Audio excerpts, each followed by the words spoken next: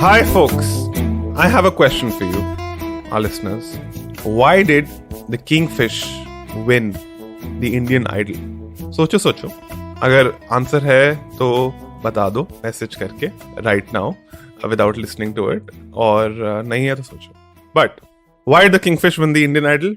क्योंकि वो सुर में गाती है. Get it? Welcome to this lovely episode of the Naan podcast. Lovely मैं खुद ही बोल रहा हूँ, किसी और ने नहीं बोला. Today we have great addition and minor subtraction. The subtraction is Sadaf.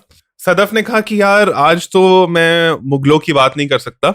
You know why? तो मैं क्यों करूँ episode? So he's not present with us today.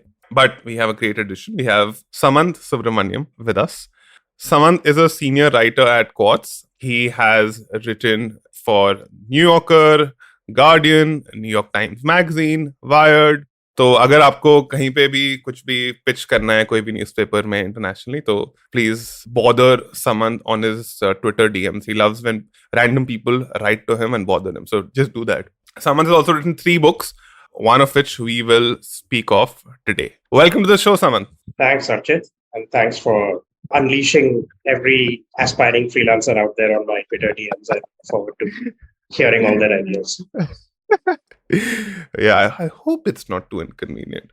Samanth, you write about a lot of things. I discovered you through your brilliant essay on James Anderson. You've written on trade, you've written on scientists, and of course, you've written a book on fish called The Following Fish, which we'll discuss today. How do you practically manage having so many diverse interests? It's actually easier than it sounds. I think my main problem is if I spend too long with one particular topic, I start to get a little bored. I have a wandering attention span. And so actually the easiest way for me to go about my career is to write about as many different things as possible. Because it keeps you interested, it keeps you fresh. And each article, each subject is an entirely new project. And try to learn as much about it as you can. You start almost from zero and you work your way up to some moderate level of expertise that is enough to write a journalistic book or article. And then you move on to the next project. I don't do the really difficult work of continuing to stay with one project or one theme for 20 years and digging really deep. You know, in a way, mine is sort of the easier job. But also it helps if you like to read and you like to talk to as many different kinds of people as possible, and like to think about the ways in which the world knits together in different fashions. You mentioned trade, but you also mentioned science, and there are ways in which trade and science impact each other. Our life is always influenced by economics and politics and the environment, culture and society and religion. And, we are all intersections of all of these different factors. And so I like probing these intersections. I like seeing how one thing leads into another and how a third thing influences it as well. I think that's where, for me, the joy of what I do comes out of. That's fascinating. Do you think you'd be able to dive deep into so many diverse topics if you were a journalist in India? And I ask that because of the economics of journalism in India. People are not paid enough for the effort required to go into such depth. I mean, that's my assumption from the outside as an occasional freelancer. So do you think such journalism is possible in India, or probably in the future, or it's upcoming? It was possible. I mean, I used to do it, before I left. I mean, I've only been living outside India now as a journalist for about 6 years. Mm-hmm. But before that, I used to live in, Delhi and Bombay and a bunch of other places. And for a time, I was a freelancer. And I would, as you said, this kind of patchwork life where I covered different subjects. I used to work, my last full-time job in India was for Mint, the business newspaper in India, in Delhi. And they, at the time, had the streak of experimentation and daring in their coverage. And they would allow me to do these things where I could write about one thing one day and write about something else the next, as long as it was all sort of tangentially or directly tied into the world of business. Yeah. So it used to be possible. And I imagine perhaps it still is, but it's difficult. I think it's difficult to make a living of it. And this is, you rightly brought up this question of what journalists get paid in it. And it is not much. And so if you want to be a freelancer and you want to write about a bunch of different things, there simply aren't the kind of venues out there where you can publish these varying kinds of coverage and be paid well for them or well enough to make a living. And so it is hard, I think. And it's gotten harder in the last 10 years. We have somehow seem to be going backwards. We should be, everybody should be journalism should be moving forward, exploring new forms, particularly in a country like India, and particularly at a time like this. And it's actually doing the reverse, and that's a little bit of a tragedy. Got it. Coming to our topic, and those listeners or viewers, the two of them who are on YouTube can see I'm dressed in a very coastal shirt. So we have to talk about Samanth's book, Following Fish. Now, Samanth, you mentioned at the beginning of the book that you're not a huge fan of seafood. Why write about fish in India? What sparked this project? Well, the answer is mostly quite boring and dull. I think by the time this book, so between 2003, 2004 and 2006, I had started doing a little bit of travel writing here in India. I used to write for, these magazines that people used to read once and buy here in India, Outlook Traveler, and India Today, Travel Plus, and things like that. Just which used to contain, Outlook Traveler used to be, some of us go back to the back issues of that magazine, you'll find some of the finest essay writing in India at the time. And they got very quickly, they got the idea that, a travel essay is not actually about travel. It's not about what plane you catch and what bus to take and where to stay. It's actually about other themes that are just disguised under the veil of travel writing. So I used to do some of that for Outlook Traveler, and an editor at Penguin got in touch with me randomly and said, listen, would you like to write a book, a travel book? And yes. And then we kind of discussed ideas about what it would be. And it's a weird thing that Indians have not, until quite recently, have not written travel books in English about India. That genre of literature was quite sparse. And so we talked about ideas, and, India is a huge country, so you need a way to find a focus. And I loved writing about food. I loved reading about food, but not because of the food itself. I still do love reading about food because of the kinds of cultures it embodies and the history that comes with it. And so we thought about some of that. And then I thought, if you want a geographically specific part of India, a self-contained set of states, let's say, the coast is very obvious. It's not like the whole country. It's a set of 9 states. You could conceivably begin at the beginning and travel all around and end at the end. And so then you start thinking about, what knits these states together in terms of food, and obviously it's fish. So, the book reflects this. The book is Following Fish is not a book that is primarily about eating. Yeah. Some chapters deal with fish as food, but mostly it's about fish as history and culture and society, and about the ways in which people on the coast structure their lives around the act of catching fish and eating fish. And the minute that struck me, which is that, this is a great way to investigate the lives of people, just how people live. Then it all fell into place. Then I just needed to find these individual topics to pick up on and write it. Yeah. For those listeners who haven't read the book, I highly recommend it. And what I do too, yeah. Yeah. What fascinated me is that you went to these different states at different points of time. Like you took a break from work and did this like a mad hobby where you traveled to these places and then wrote about them intermittently instead of doing one entire journey from coast to coast. Yeah, that's where the real world intervened, unfortunately. I had a job, a full-time job at Mint, actually. And it was not possible to just take months off at a time and start in East India and then work your way south. And then you just literally follow the coastline. That was impossible. I had to make these kind of targeted trips. And so, it's interesting how your life shapes the books that you write, the form of the books. If I'd had the time, Following Fish would have been a very different book. I would never have spent very long in one particular location. I would always have been traveling. There would have been perhaps some kind of continuity that you would have seen in the journey itself. Right. Whereas because I had to make these targeted trips, it turned out that each chapter was about one specific location and one specific theme. And the theme varied quite a bit from chapter to chapter, from state to state. Got it. But it was in a way that made it easier to do. I could just go somewhere for 10 days, do the reporting, then come back. And then maybe go again if I needed to, but then mostly I would just kind of do other research on the phone or like kind of read about things and then put together each chapter based on that kind of research. Got it.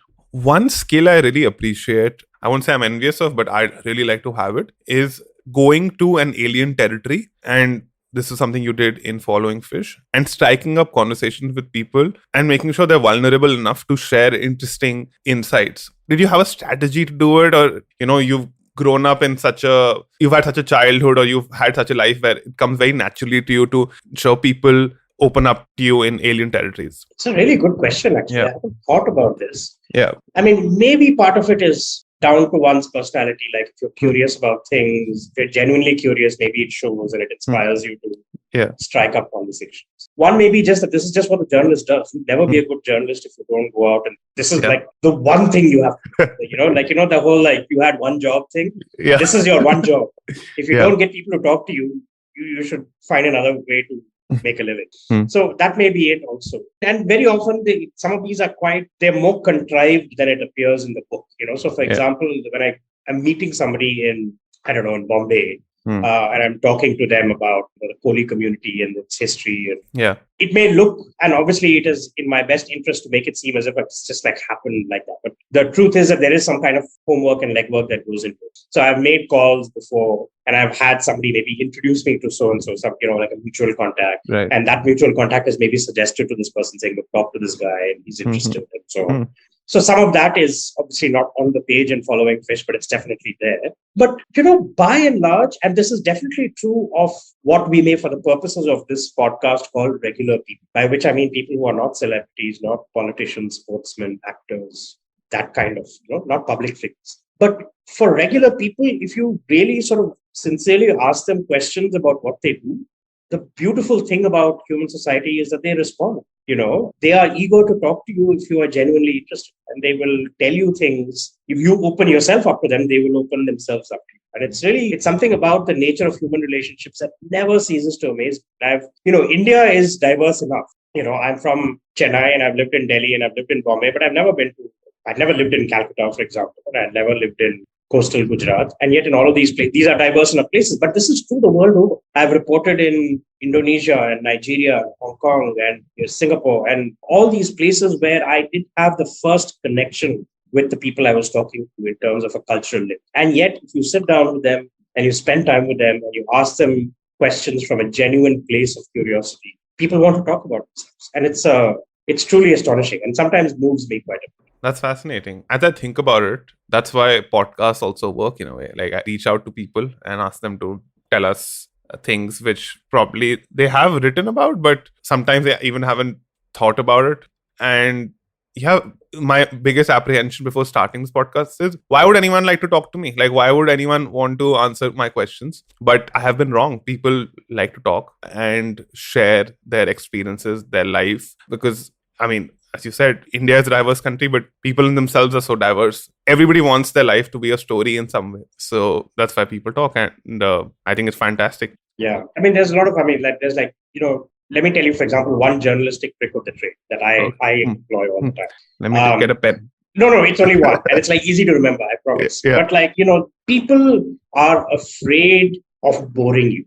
The people you interview are often afraid of boring you. And so they think that you're actually looking for much less detail than you're actually looking for. I, as a journalist, am looking for as much detail as possible. And the person I'm interviewing at the beginning of the conversation would always think the reverse. They'll think that I only want the broad outlines. I only want the big ideas. Right. They will not want to bore me. They're people are considerate of your time. Yeah. So your job as an interviewer or a journalist is to convince them that they can never bore you and that you want much more out of it. And so the way to do this is to start asking about tiny details.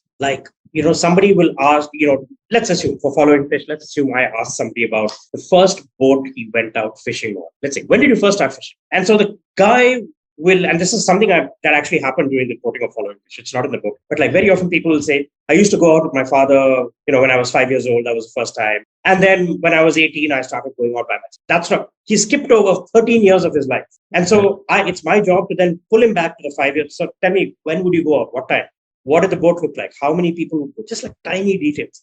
And the minute the conversation starts in that vein, the person will realize automatically or, maybe even consciously, they will realize that you are interested in more granular things, in small stories. And then they will start to say the boat was like this and it belonged to my uncle. And, we almost lost it during a storm, the storm that hit when I was 7 years old, but then we had to kind of salvage it and repair it. And repairing a fishing boat is such a huge process. Now, the minute he says that, then I have a story. What do you mean? Why is it so hard to repair a fishing boat? And then he'll start talking about the actual nitty-gritty of his life and his trade. So this is most of the time. This is how sometimes you run into the odd aberration who just talks nonstop and is detailed from the get-go. And so, is an interviewer's delight. But by and large, this is how interviewing operates. topics. And so you always have to convince them, saying, look, you can never bore me, tell me. Fascinating. We will clip this and put it on Instagram as a reel for journalists and for other kinds of interviewers like podcasters.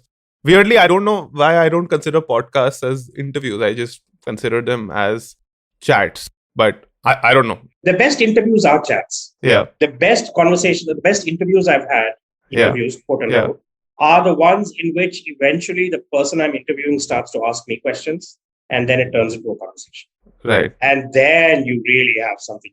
Then it starts to like burn and like shine, and it's great. Fantastic. Getting into food a bit, since we're a food podcast. Actually, we're not a food podcast. We're much more than that. But food is something at the core of our podcast.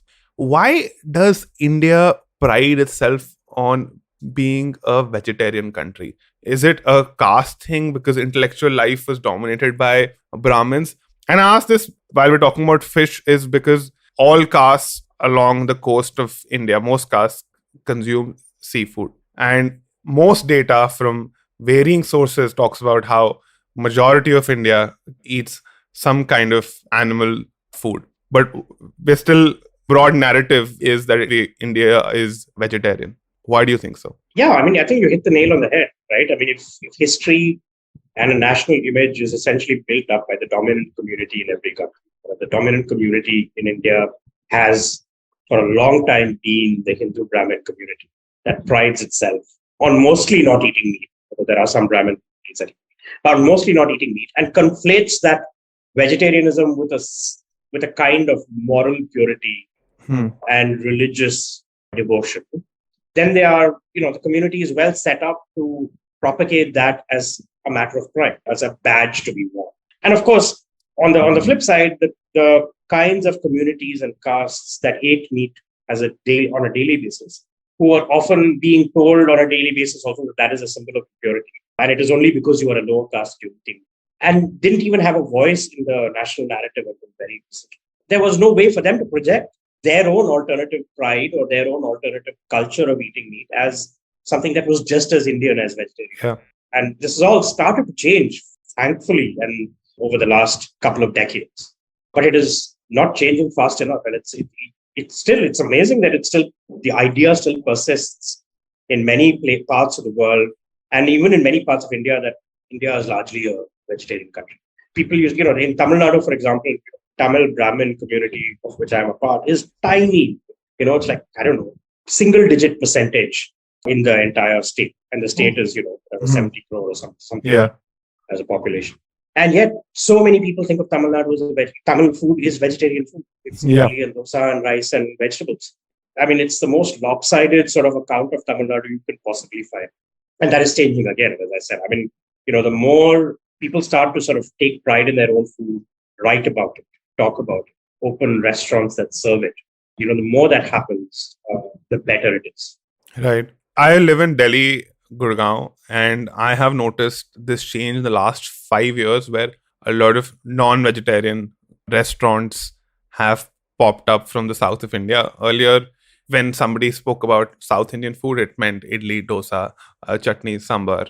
So that change is happening and I mean, it's happening at a very slow pace, but I sincerely hope that narrative changes because there is so much to explore in the monolith that we are calling the south of India, especially for North Indians. Yeah, I mean, I think that's true. And, so much of, and it gets even worse if you go overseas. Yeah. For a long time, Indian food was Punjabi.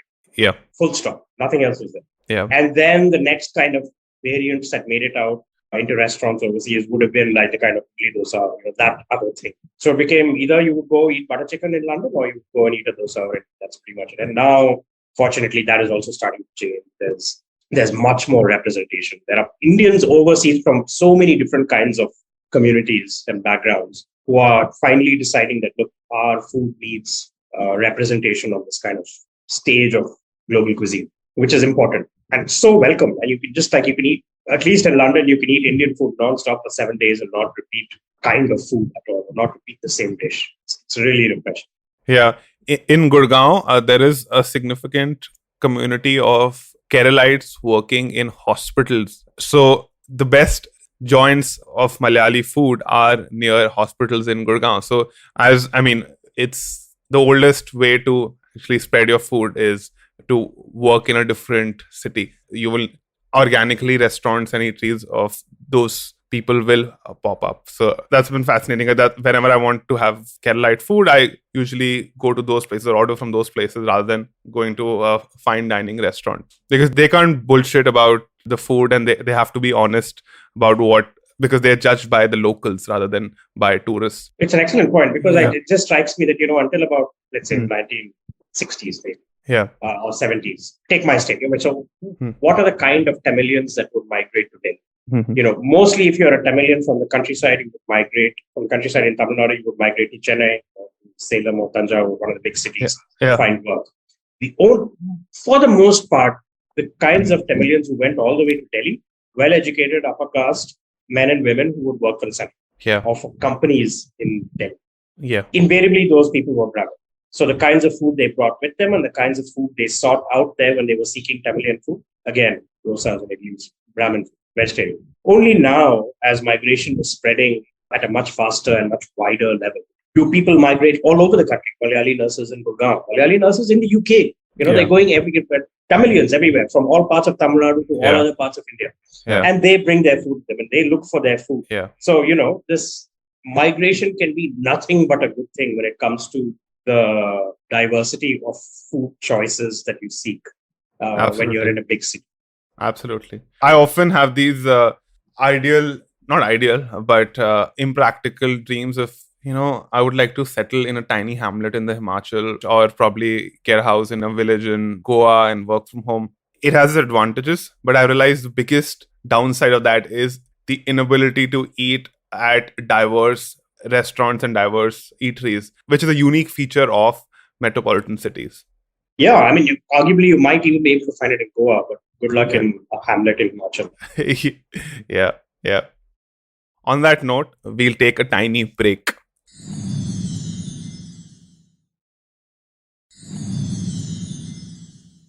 So last month I spent 2 weeks in Kerala, and I reread your chapter on toddy shops on the flight, because I was very, very excited to eat on the toddy shops.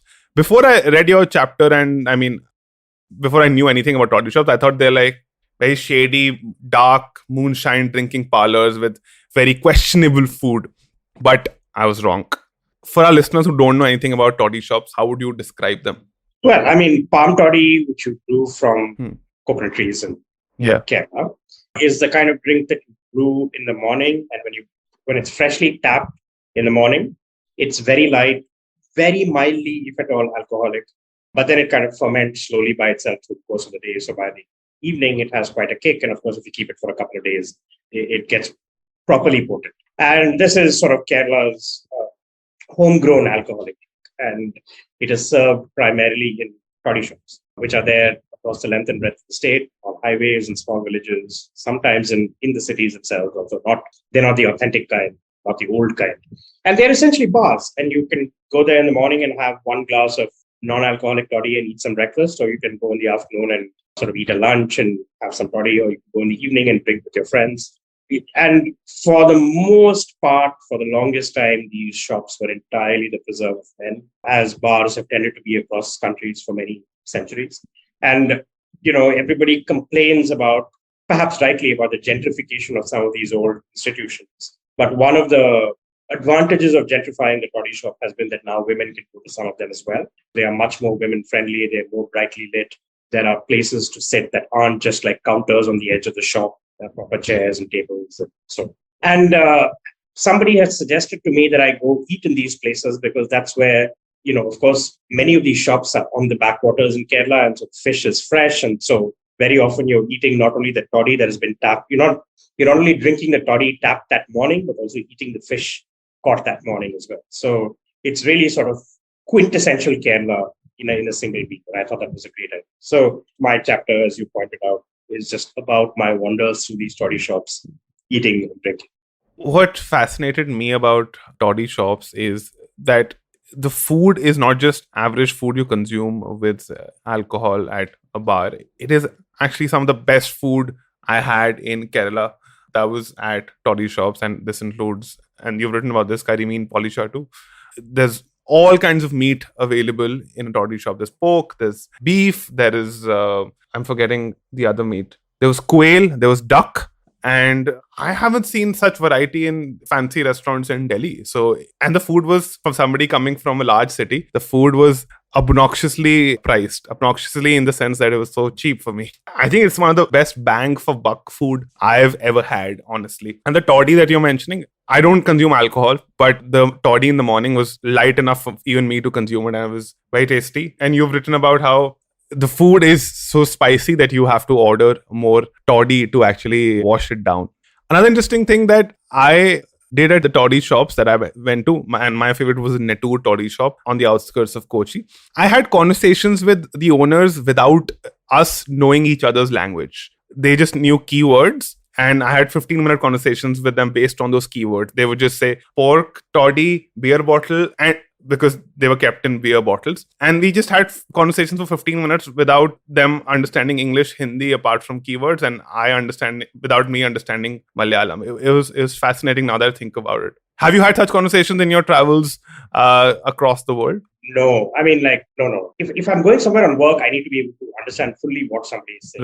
Right. Like, it's of course, if I'm traveling for fun, it's completely different. I can do with the broken English that everybody tends to speak these days. But if I'm traveling for work, so like, for example, in Kerala, to somebody who's not from either Tamil Nadu or Kerala, people may think that the languages are very similar, and they do, in fact, share many similarities. But it's not automatically assumed that if you speak one, you will understand the other. And it certainly is not the case with me. So in traveling to Kerala, there was a friend of mine who was a Malayali, but from Chennai. And so we traveled together, and he would kind of interpret for me, and he would ask, because you need to starting to ask questions, you need again, quite fine-grained answers that are accurate and specific. And you don't want the other person to try to deliver those answers in a language he or she doesn't know well.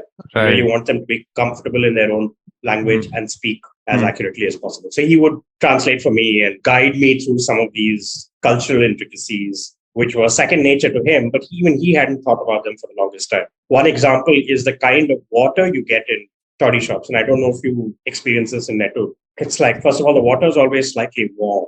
The food is spicy and the weather is hot and humid, but the water is always slightly warm. And, that confused me. And I asked him if that was common, and he said yes. But then also, it is very often pink. And I don't know if the water that was served to you, this is not Bisleri water, this is just water from the jug. Yeah. And it was slightly pink, and I wondered what that was about. And then he turned out he also hadn't thought of it for the longest time. And so he kind of asked the toddy shop owner, this is actually near Kochi. And, they were kind of talking about it. And it turns out they add this kind of to the water, which is meant to cleanse the water. And I don't know if it actually does, but it's always pink water in toddy shops. So, these little things, you really need to talk to people in their own language to find them. Yeah, the pink water you're talking about, I found that was available across all restaurants in Kerala. Even in restaurants in malls, that pink water was available. And when I later went for spice shopping, the vendor there told me that this is actually good for digestion. And we bought it's like a flour. You put it in water and you soak it for a long time, and apparently good for digestion. I'm not sure, but I think and actually this is something I didn't think I would ask you about, but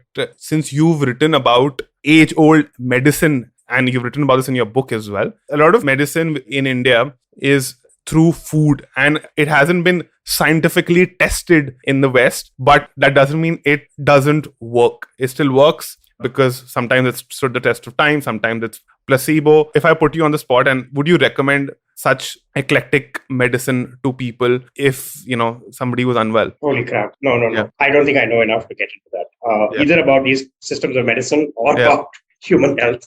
Yeah, I think it would be irresponsible for me to do that. Got it. No worries. It's something that I am struggling with, because I am so fascinated by the age-old wisdom in India, but also skeptical of it, because we have progressed scientifically so much. We have more data, and based on the data, we can come up with new solutions. But on the other hand, these solutions have stood the test of time, which in my opinion is one of the greatest test of them all. If you, in a scientific study, T is very important, the time. And here the time has been vaster than most modern products that we consume, pharmaceutical or not. So I don't know the answer. I just keep thinking about it, that if I have a bad throat, should I have a D-cold total or should I have an Ayurvedic medicine, which works for me a lot of times. But Yeah. And as you said, it could be the placebo effect. Yeah. Which is not to be ignored. And so Yeah. therefore, I mean, this is such a thorny topic. The temptation lies in sort of thinking that some of these smaller remedies for relatively less serious things that might operate at a placebo level, the temptation is to think that, okay, if this works, maybe the other things work. And problem is you can't say this about everything at all once. Yeah. And the minute you start trying to think of these as solutions or remedies to much more chronic, serious health issues, then we're really running into some dangerous, ice. The best thing to do, I think, is, obviously hopefully the Ayurvedic remedy will not hurt. And if it doesn't work, then you just take the D-cold and it's just a cold. So the worst that will happen is that your sore throat is prolonged by another 8 hours until you tell yourself that the Ayurvedic thing is not working and you take it. That's the worst thing that can happen. But there are other far worse things that could happen for different kinds of diseases and ailments, and we don't want those things to transfer. So, the kind of people who were saying last couple of years ago that, COVID is just another cold and it can be taken care of by this Ayurvedic remedy. You don't have to test or quarantine. This is where we should start being skeptical. There's a lot that science tells us that is very useful. Can't ignore it. Yeah. How my experience was with COVID is that I used a mix of modern advice and what I can broadly call Ayurvedic advice is that Ayurveda has a lot of remedies for curing certain symptoms. This includes cold. Now, I consumed something called Trikatu Churan, which is a mix of peppers and ginger, and that helped me cure my cold, which is a symptom of COVID. But I wasn't delirious enough to think that medicine would cure COVID for me. So, and I am interested in these things because I'm studying nutrition right now in a formal way as well. And there is so much in food that can be used as medicine. And for our listeners, I want to take a step back and tell you that Samanth has a chapter on a healing practice through fish, which he's documented really well in his book. So that's another reason to check out the book. But I want to jump on to hilsa. So you are talking about hilsa, and hilsa is famously very difficult to consume. And it can be intimidating for somebody who's not grown up with the scales and the bones of the fish. It reminded me of, and I've been a student of behavioral economics. I mean, now a lot of things are called behavioral economics, but there's something called the Ikea Effect, which is a cognitive bias in which consumers place disproportionately high value on products they have created or have some involvement in producing. And the name refers to, of course, the Swedish manufacturer and furniture retailer IKEA, which sells many items of furniture which require assembly by the customer. Now, why I talk about this when I talk about hilsa is, do you think the pleasure of consuming hilsa, and this is probably valid for more food which requires effort, you think the pleasure of it is because you are putting in so much effort to descale it, so you've IKEA affected yourself while consuming it, so that's why you probably enjoy it? Yeah, it's a good theory that I mean, basically you have to sort the meat from the bones with such care that your brain doesn't allow you to think that actually maybe the meat is not worth that much after all. You've put in all the effort, it must be great. But no, I think the Ilish by itself has a distinctive taste. Unlike many other fish, it's very unique. And I think for people who enjoy that kind of intense, concentrated fishiness, it's really a joy even without the IKEA effect. I think, and there's a lot of other things, right? I mean, I think since you're interested in this, in sort of both nutrition, but also this kind of cultural history as it surrounds certain kinds of food, here's one completely untested pet theory of mine, which is that traditionally a lot of foods are prized when they are rare and when they are available seasonally and only seasonally. I'm not talking about now because everything is available all the time, so nothing is priced. But back in the day when you could only catch a certain fish at a certain point in time, or when it was at its best at a certain point in time, and you couldn't import it from the other end of the country or indeed the other end of the world, there is a certain kind of ceremony that starts to crop up around the arrival of the season and therefore the opportunity to eat that fish for that limited amount of time. And you start to prize it more. And maybe if you look around other cultures, other parts of the world, you might find similar kinds of effects in play for different kinds of foods. So maybe the Ilish also got its particular value, its cultural value from that rarity. In fact, you can only eat it at particular points of time, catch it at particular points. And it's also it means the entire act of eating is so connected to the rhythm of nature itself that you don't eat a fish when it's swimming upriver, breed and spawn, for example, because that is a crucial part in the fish's life cycle. And if you catch the fish at that time, essentially obliterating not just that fish, by the next generation of fish to come that it is kind of. So what you want to do in the name of sustainability is to allow the fish to breed, then catch it when it is outside the breeding season. And that, it makes perfect sense to me now. It makes perfect sense to all of us. But it is, it's one of those things that was just sort of taken as unspoken truth maybe 100 years ago. Right. There's this common concept in economics called the tragedy of the commons, that, whenever there is a limited resource, one single individual does not have the incentive to ensure that it does not get ruined. Like, you would want to maximize your own personal benefit and tap into that resource as much as possible. But there was this economist, Eleanor Ostrom, who actually discredited this theory. She said that when you're living in a small community of people, you have this common sense of belonging to that resource, and that could be, say, a pond, and you would like to ensure that your community, the future generations, also are able to consume resources from, say, a pond. And because you live in a community, you have rights and responsibilities which affect others, and they affect your daily life. So in reality, that's how humans have been able to sustain limited resources, by living in a community. Did you sense any of Eleanor Ostrom's theory in your travels across the coast of India? All across, I think. I mean, this is, and, there's a chapter on Goa that I read about. Again, not about Goan food. Yeah. It's about the environment, about how catching, the industrialization of fishing, and particularly the unregulated industrialization of fishing has really ruined what was, until fairly recently, a commons without much of a tragedy. People fished as per their need. They fished for fun, but there was no there were these unspoken laws of when you fished and didn't fish, rules, not laws. And so fishing was a sustainable activity. You didn't catch very young fish. You allowed fish to spawn. You didn't catch fish in the monsoon, partly because it was dangerous to go out to sea, but partly also because monsoon washes all these nutrients down the river into the sea, which is what the fish feed on. And so you don't want to interrupt that cycle. So there's all these norms that Burns followed. And the sort of hyper-capitalization of fishing has ruined all that. It is basically, the tragedy of the commons playing out as far as deep sea fishing just off the coast of Goa is concerned. And there are now trawlers that scrape the bottom of the sea trying to catch as much as possible. It doesn't matter if they're young fish, old fish. They will fish in the monsoon. They will fish during breeding season. So, the commons is getting slowly but surely devastated. Right. I want to go back to Toddy because you mentioned hypercapitalization. What is fascinating about Toddy is that almost every beverage, if I go to a grocery store in Delhi, or if you go in London, almost every beverage available in the world has been put into bottles with preservatives. This includes alcoholic and non-alcoholic beverages. Toddy, interestingly, despite being so good, hasn't had that globalization, or hasn't been bottled at a mass scale, which, I mean, it sounds weirdly romantic, but I love it. I love the fact that you can only go to Kerala to a very small shop which does not have air condition, which is something very basic resource that we are used to in restaurants in large cities. And you can only consume toddy there. I absolutely love that fact. And the effort involved in consuming something so interesting is actually, I mean, that's probably the Ikea effect also involved, that you have to undertake so much effort to do that if you're not a local. I think so. I mean, I don't know. I don't know if it's because toddy cannot be preserved. I think it's mostly because of that. It must be that, right? Although I think as it ferments, there must be a way to stop the fermenting and freeze it. When I say freeze it, I mean sort of capture it in sort of this mildly alcoholic state, which you then, and it doesn't go bad after that, or it doesn't ferment after that. It must be possible. People do all sorts of things. Why it hasn't happened, I don't know.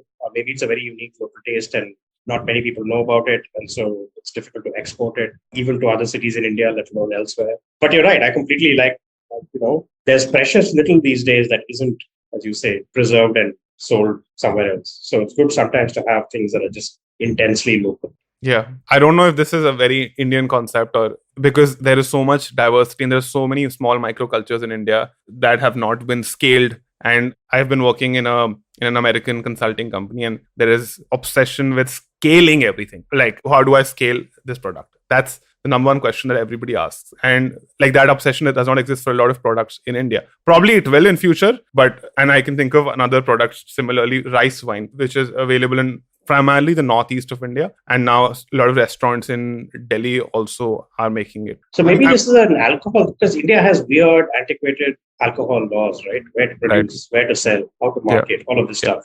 Yeah. Maybe this is what, I can think of other local liquors, Mahua, for example, Mm-hmm. from MP. Can't get it outside MP as far as I can see. Like, it's definitely not available in the shop here. Yeah. Fenny only very recently Mm. have you been able to find in liquor shops. So maybe it's something to do with India's strange, slightly puritanical, slightly very bureaucratic approach to how alcohol should be made and sold. Maybe companies just don't want to tangle with that altogether. Absolutely. It's a huge legal pain in the backside to start an alcohol business in India. Samanth, final section of the podcast, it's called Underrated, Overrated. I have stolen it from one of my favorite podcasters, Tyler Cowen, who's an economist. Now, let's stick to seafood here. I want you to tell me 3 categories. One is underrated, second is overrated, third is favorite. So, favorite seafood, overrated seafood, underrated seafood. Oh man, this becomes very complicated, I should mention, because I don't actually eat that much seafood, as I mentioned, and as you mentioned, actually. Yeah. So, there's some things that I don't eat at all, like shrimp and prawn, because I'm mildly allergic. There's many other things that so seafood may not be the best metric, but let's try. Maybe it'll be fun because I don't eat that much seafood, so therefore my answers will be out of left field. Who knows? Okay, Let's start with overrated. My God, the most overrated seafood dish in the world is Britain's national fish and chips. I do not understand obsession. People say you have to be quite drunk to really appreciate it. I've tried that. Nothing works. Fish is quite flavorless and industrial. The batter is crunchy until it turns soggy, which is very quickly. The chips are thick and quite flavorless. The fact that they add vinegar to the top of fish and chips to really flavor it says a lot. Because if you're resorting to the vinegar for flavor, that really means there's something intrinsically like sort of broken with the dish itself. Do you agree or disagree? I have made notes of my underrated, overrated, and favorites, and the first dish in the overrated one is fish and chips. There you go. See, this is just it's Britain's attempt to reclaim some Britishness for itself, because other kinds of food, notably Indian food, are taking over the country and are demonstrably superior. Yeah. You know what's interesting is whenever Sadaf and I on the podcast, when we talk about overrated, we usually get into a rant and talk about why we don't like it. But when the guests come and when we ask them what is your overrated food item in a specific category, they usually just, say the name and just stop because they don't want to probably piss somebody off who likes it. But I absolutely love that you went on a mini rant about fish and chips, and I really appreciate it. Yeah. I'm flying back to London on Monday, so if they don't let me back into the country, you know why.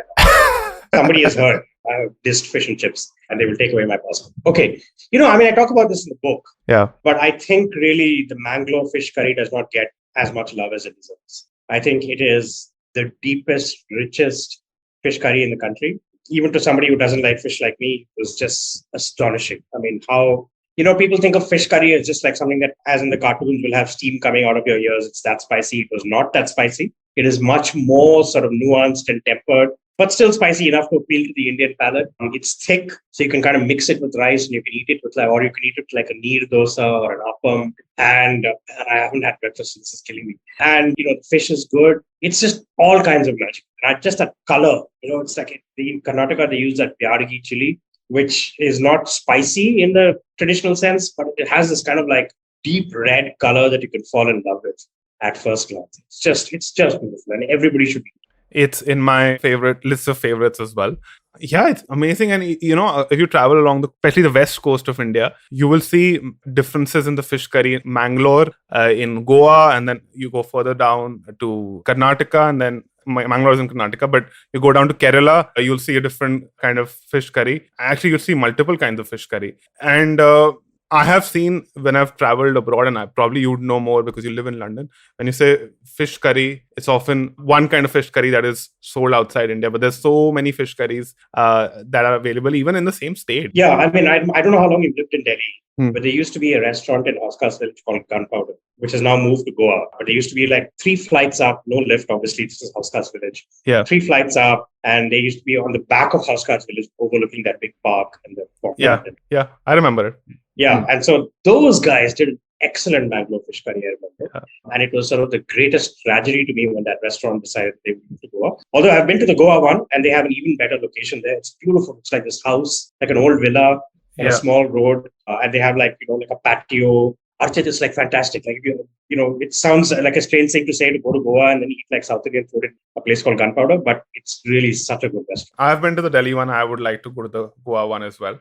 My father and my mother, they make great Mangla fish curry. The thing about my family is my dad studied in Calcutta and he's also a sailor. So he's sailed most parts of the world. That I think I attribute my interest in diverse cuisines to him, especially seafood. Seafood is something a lot of my fellow Punjabis are very skeptical of consuming, which actually brings me to my overrated seafood dish apart from fish and chips. You're going to say Amritsari fish. Amritsari fish, exactly. Yes, yeah. Because it has a lot of similar features of fish and chips apart from mirch masala or some other kind of masala, chaat masala sometimes put over it. But it's still essentially a deep fried, battered fish, which I think takes some of the flavor out of the fish, which a lot of Punjabis actually don't like. We like the texture of the fish rather than the flavor that it provides, which is completely okay. But it just, I have been privileged to try a lot of seafood in Kerala, Tamil, Nadu, Goa. So I don't find Amritsari fish very, very interesting. Right. And what is your underrated dish? I would say curry mean polichato. Okay. For those who don't know, it is pearl spot fish. It is cooked in a banana leaf. A lot of places I went to grilled it on charcoal. Some people made it on a pan. But consistently, most places I visited in Kerala served amazing curry mean polichato. I haven't been able to find it in Delhi, Gurgaon yet. But if I do, I will put it on Twitter. But I'm sure it won't be as good as the one that I had at, say, Nettur Toddy shop sitting right next to the backwaters, sipping some mild toddy at 11 a.m. in the morning. Fantastic. Yeah. And underrated, overrated, what was your third category? Favorite. What's your favorite? Oh, my favorite. Yeah. Oh, well, I mean, there are some things that are bound up in the experience of eating it rather than in the dish itself. Yeah. So I will give you one of those, which is like, there are many times I used to live in Bombay, not for a very long time, but then I always go there often for work. And there would often be these instances where you're sitting in not a fancy bar in Bombay, but a bar, and you'll have bombil fry on the menu. And the bombil fry is perhaps it's not an extraordinary piece of culinary achievement, because it is just like essentially, what is that? But for some reason, in that moment, in that bar with the friends that I usually go to these bars with, to have like a plate of bombil fry with that, like, sort of that green tikka chutney and all that. It just everything feels right. Like in that moment, you don't really want to be anywhere else. So I think like maybe if I have to think about my favorite in terms of the experience that food entails, maybe that is something I would say. Yeah. You mentioned something very interesting. The experience of eating is not just based on the quality of the piece of food that you're eating. It's a holistic experience. Also depends on your mood. Like if you're in a bad mood and you go to a restaurant, you probably will not have fond memories of that food. If you, say, go on a bad date with somebody and you had good food, you'll probably again not value that as much. So that is something I talk about a lot in the podcast, that a lot of our opinions, a lot of what we say is subjective here, and there can be multiple right answers when it comes to food, which is why I love doing this underrated, overrated category with everyone. My favorite is actually very similar. I like a simple pomfret tawa fry, which you would get in a Konkan restaurant in Mumbai or even in Goa. Just something very simple about that. Like you don't meddle too much with nature apart from just, taking out the fish, putting some masala and frying it. It's something that is not very easy to consume for people who are not used to dealing with scales. I mean, pomfret is relatively meatier than, say, hilsa, but I consider it as a simple pleasure of life. And this is, I think, one of my pet peeves, and yesterday was World Vada Pav Day. One of my pet peeves is that Mumbai food is known by vada pav, pav bhaji, but there is so much great Konkani food that is not the poster boy of Mumbai cuisine. So I actually want to bring someone on the podcast who would push that narrative of making the seafood the poster boy. Yeah, absolutely. Oh, absolutely. I don't know about seafood necessarily, but definitely Konkani food and Malwani food. Yeah. There's a guy who runs an Instagram account. It started off as a Facebook page that I started following because his photos were good. But then now it's an Instagram account, and now he runs a catering business, I think. His handle is Bombay Bukkad. Bombay? Bukkad. Okay. I think I follow him. Yeah. So that guy, I think is like a big champion of this kind of, and I think he'd be perfect for your podcast. Fantastic. We will call Mr. Bombay Booker to our show. And on that recommendation, I think aaj ki dukaan band karne ka time aa gaya. But thank you so much, Samanth. This was fascinating for me. And I wanted to ensure that you just don't talk about the book, but also your process, your way of thinking, how you go about writing so many interesting things. Because I have been influenced by listening to random podcasts about these things. Like a lot of people don't have a role model. Like I didn't have a role model in the podcasting space, but I heard so many podcasts and I tried subconsciously learned how to say, talk to people or interview people or talk about an interesting topic on audio. So I hope a lot of people are influenced by you in the sense that they go out, have interesting conversations with people, documented if possible. But that's one takeaway I'd like listeners to have from this show. So thank you so much, Samanth. It was a pleasure. Archit, it was so much fun and definitely not like any other book interview I've done about following fish. Much more wide-ranging and definitely nobody has asked me to criticize fish and chips on a podcast. So thank you for giving me the opportunity to call out the lie that is fish and chips. I hope you can get back to London. Thanks. Do you know, before we end, there are a lot of fusion quote unquote restaurants in India that are creating this dish called Amritsari fish and chips. Oh. Yeah. It's like your two pet peeves married. Yeah. If you like this podcast, don't forget to check out other interesting podcasts on the IVM network. You can listen to us on the IVM Podcast app or ivmpodcast.com. You can also follow us on our social media. We are @IVM Podcast on Twitter and Instagram. And if you want to reach out to me, on Twitter, I am Hussain Sadaf1 and on Instagram, I am Sadaf_Hussain. You can reach out to Archit on Twitter @BandTofu and on Instagram @TheHustling Glutton.